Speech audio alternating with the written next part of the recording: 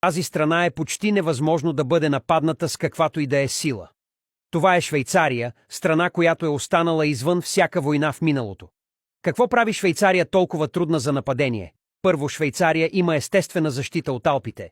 Чуждестранните армии ще трябва да се справят с суровите условия и силните естествени защити на тази страна. Освен това, през 20 век те изграждат масивна отбранителна система от бункери, тунели и скрити оръжейни обекти дълбоко в планините. Не само това, но и поставят мини по националните граници. В случай на нашествие, системата ще бъде взривена.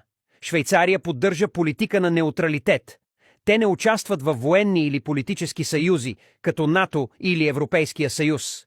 По време на Първата и Втората световна война, когато цяла Европа се бореше за власт, Швейцария остана в безопасност и недокосната.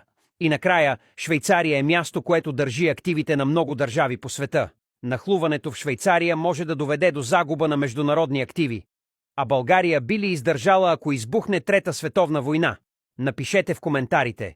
Абонирайте се и споделете за още интересни видеа.